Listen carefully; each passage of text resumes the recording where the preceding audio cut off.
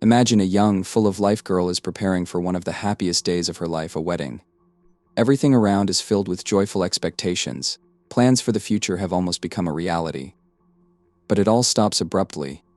In an instant, her life, full of hope and love, turns into a tragedy. It is terrible to imagine how dreams of a white dress, a family, and a long life together with a loved one are destroyed in a cruel and unpredictable way. On the cold evening of January 26, 2011, Philadelphia plunged into the routine of a winter weekday. The buildings of the city, surrounded by fallen leaves and bare trees, seemed calm and half asleep.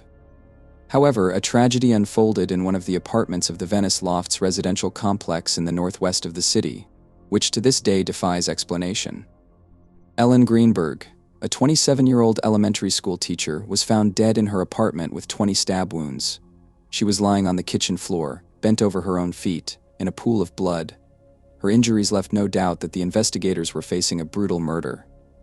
Her body looked as if she had been attacked in her own home, and the only question was who the killer was. Ellen Ray Greenberg was an ordinary young woman with vibrant vitality and strong social support.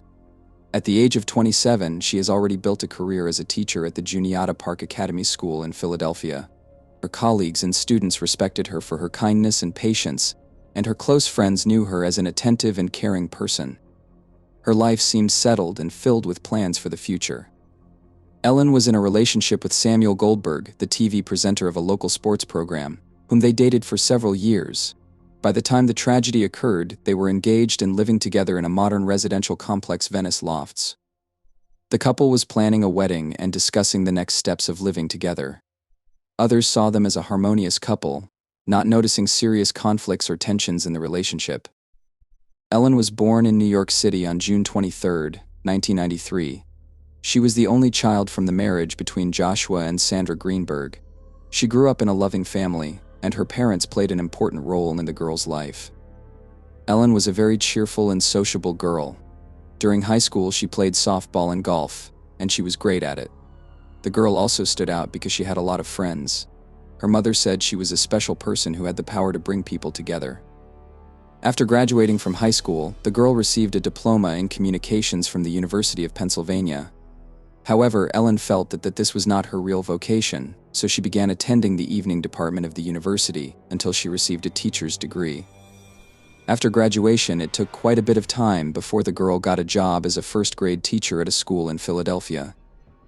In 2008, she meets a guy named Samuel Goldberg, the son of a very famous and influential local family, with whom she begins a romantic relationship. The young people were very much in love with each other, and soon began to live together. Their romance quickly escalated into something more serious, and by 2011 they were already engaged and were due to get married in August. Helen was so happy and preparing for everything related to the wedding. With great joy, she tried on dresses, chose decorations, and sent invitations to all her loved ones. The happy bride could not even imagine that all events would take an unexpected and terrifying turn. That evening, Ellen returned home from work earlier than usual. The weather was getting worse, and her school decided to send all students and staff home, fearing an impending snowstorm. At that moment, when Ellen was already at home, Samuel was in the gym of the apartment complex. When he returned some time later, he found that the front door of the apartment was closed. Samuel knocked on the door several times and tried to open it, but received no answer. His growing concern resulted in a series of messages sent to Ellen's phone. In one of the messages, full of irritation and helplessness, he wrote, "Open the damn door. What are you doing? You're scaring me." In the end, unable to stand it, he decided to break down the door. Breaking into the apartment, Samuel was faced with a terrifying scene. His fiancée was lying on the kitchen floor. Her body was covered in blood, and a knife was lying next to her. Samuel immediately called 911. In the audio recording of his call, his voice could be heard shaking as he explains to the operator that he found his girlfriend stuck in a pool of blood. The operator asks him to check if the woman is breathing and possibly give her artificial respiration.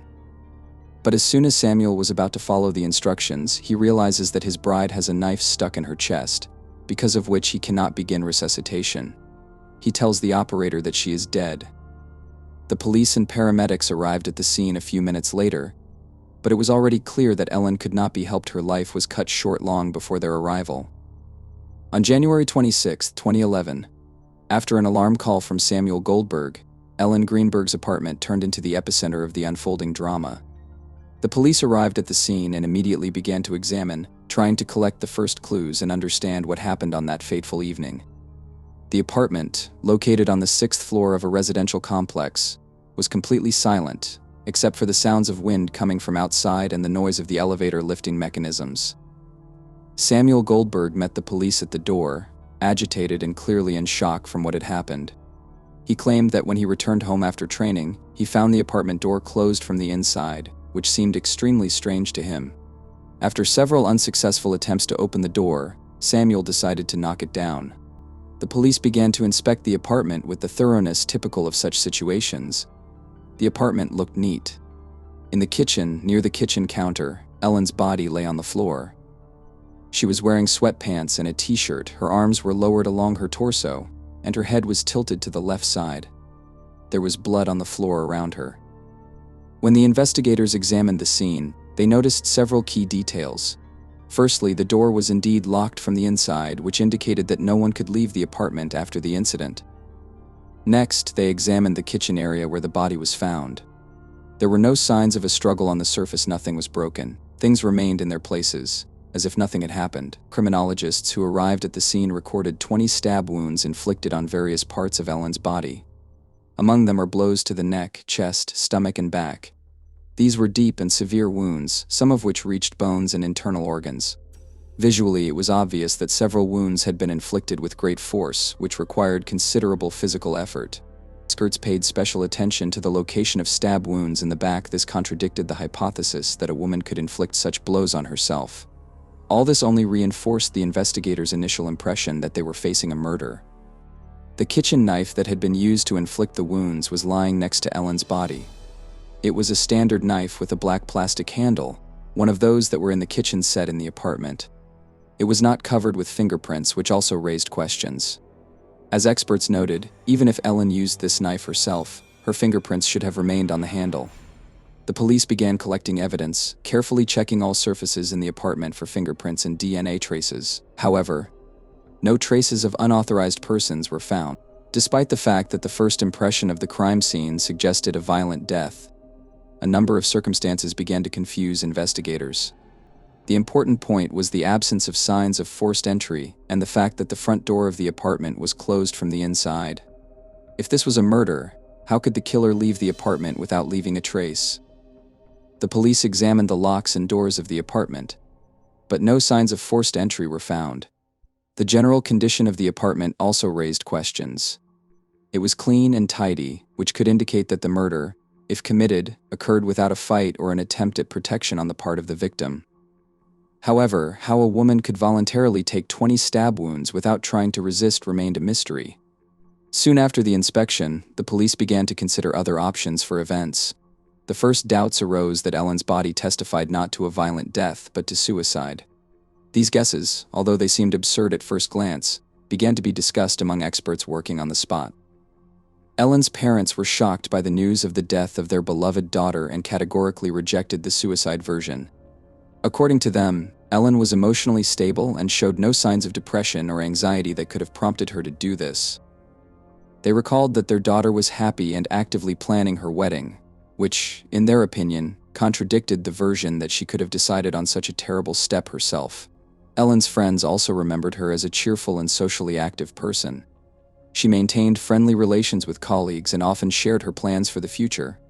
Friends did not notice any hints of the possibility of suicide. However, a few months before Ellen's death, she began to contact less often, but friends attributed this to employment in connection with preparations for the wedding. Despite the strange details, most experts were inclined to believe that Ellen's death was the result of violent acts. Her injuries could not be explained in terms of suicide, especially those blows that were inflicted in the back. Forensic medical practice has shown that in suicide, such blows are inflicted on the front of the body, chest, or abdomen, but not in the back. It required serious physical training and self-control to inflict such blows on oneself. Over the next few days, police interviewed Samuel Goldberg, who insisted on his innocence and provided investigators with his alibi. A few days after the tragedy, medical examiners published their first official autopsy results on Ellen Greenberg's body. The report was shocking. Ellen received 20 stab wounds, 10 of which were on her back and neck, and another 10 on her chest and stomach. The blows were delivered with varying strength, but some of them were so deep that they penetrated into the bone, which made the suicide version extremely doubtful. The victim also had bruises on various parts of his body. Some of them were recent, and some more recent. So it was hard to believe that Helen could have injured herself in the neck and head area from the back. Moreover, 2 of these wounds were almost fatal and could have left her unconscious. In addition, she later left a knife stuck in her chest, and this is considering that she had already had 19 previous wounds. Some of the wounds had a clearly defined direction of impact, which indicated the possibility of being inflicted by another person. The experts also drew attention to the nature of the injuries. In most cases, people who commit suicide with a knife stab themselves in the chest or stomach in order to quickly lose consciousness. However, backstabbing requires complex manipulation and physical effort, which makes them unlikely to commit suicide. Experts could not come to a final conclusion exactly how and under what conditions these wounds could have been inflicted. The Greenberg family, after receiving the autopsy results, was sure that it was murder. No other explanation could, in their opinion, explain such a cruel nature of the wounds. Joshua and Sandra Greenberg started their own investigation by contacting independent experts. However, the official version of the police remained the same. There were many inconsistencies in the case, but no obvious suspects. At first, the investigation into the death of Ellen Greenberg was confidently moving in the direction of finding the killer. Officials and forensic experts agreed that her death was violent. 20 stab wounds, many of which were deep and difficult to self-inflicted, indicated a brutal crime. However, 3 months after the events, the medical examiner abandoned his hypothesis about the murder. A few weeks later, the police suddenly changed course and began to consider the possibility that Ellen had taken her own life. This turnaround caused shock and outrage among Ellen's family, as well as raised many questions and controversies. How did the police and forensic experts, who initially classified the death as murder, come to such a radically different conclusion? One of the main proofs of the suicide theory was the closed room. The front door of the apartment was locked from the inside with a fuse, which, according to investigators, made it impossible for a third person to be in the apartment at the time of Ellen's death. In addition, there were no signs of forced entry, and all the windows of the apartment were closed. The second important aspect is Ellen's psychological state. As it turned out, during the investigation, she visited a psychologist and suffered from anxiety attacks. And for this reason, she was prescribed 2 types of medications, and both had possible side effects, thoughts, and behaviors dangerous to her own life. However, Ellen's psychiatrist assured her that she had no signs of taking her own life, and that even at the last session, 2 weeks before the events, everything seemed to be going very well. The psychiatrist also indicated that she had not heard from Helen that anyone had abused her. As for the bruises, the police explained that they were the result of practicing contact sports, although Ellen didn't do any sports at all in the last few years of her life. The absence of any signs of a struggle at the scene also raised questions. Usually, in knife murders, the victim actively resists, which is expressed in cuts on his hands and bruises from attempts to stop the attack. But no such injuries were found on Ellen's body, which led the police to assume that she had not fought, and this, in turn, became one of the arguments in favor of suicide. When the investigation officially announced that the case had been reclassified as a suicide, it caused a storm of indignation. Ellen Greenberg's family was shocked by this decision and began actively fighting for a retrial. Her parents, Joshua and Sandra Greenberg, have issued public statements where they categorically rejected the police findings. They stressed that Ellen was cheerful and full of plans for the future. She was preparing for the wedding and showed no signs of suicidal tendencies. "My daughter couldn't commit suicide," Joshua Greenberg said in an interview.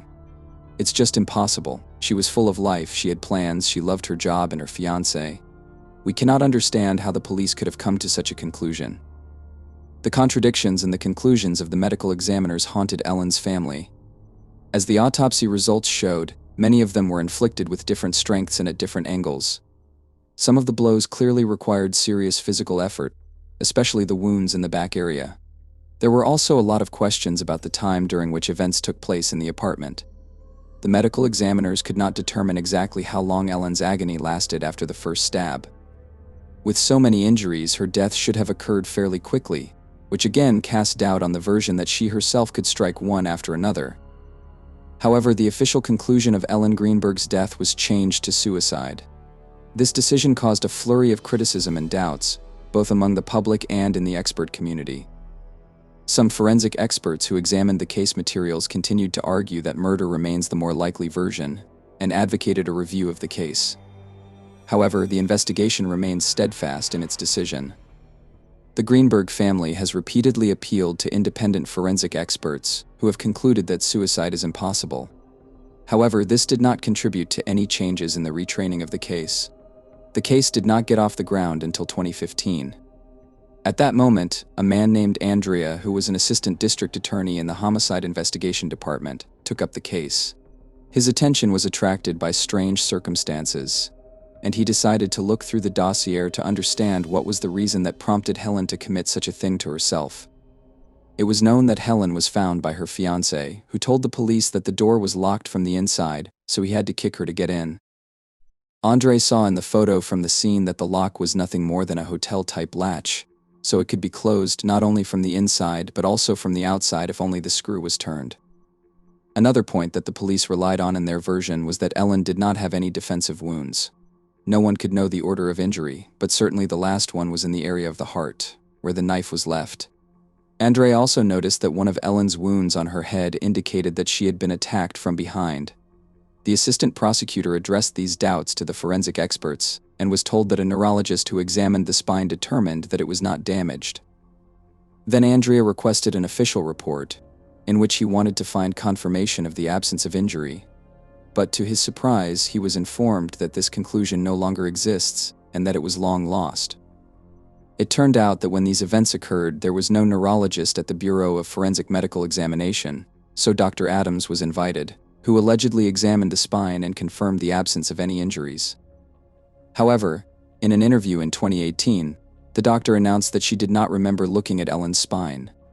Then it seemed to everyone that it was quite difficult to forget this case because of the uniqueness of the case. Later, Andrea studied the report of what happened in that apartment.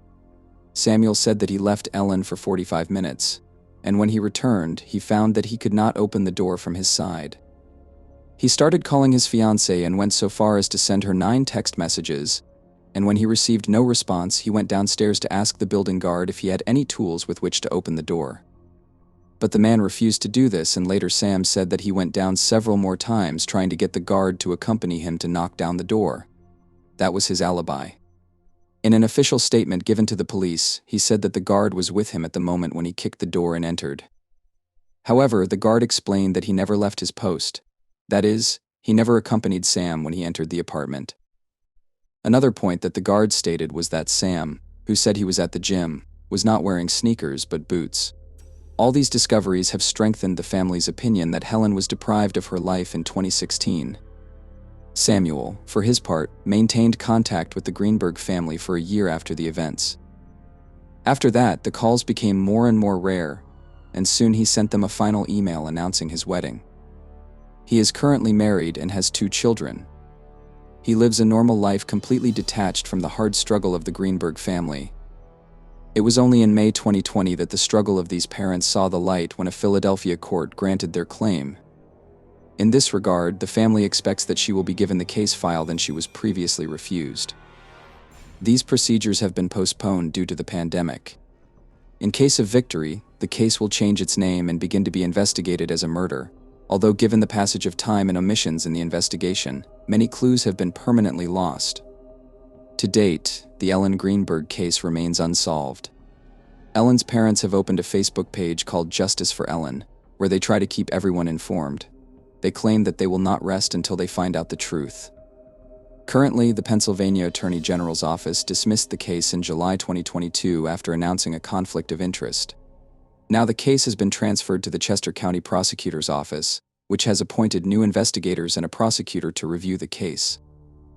This step was good news for Helen's parents, who for a long time insisted that their daughter did not take her own life. To this day, they continue to seek justice by keeping in touch with new experts and lawyers who can help review the case. However, questions about what really happened that evening remain unanswered.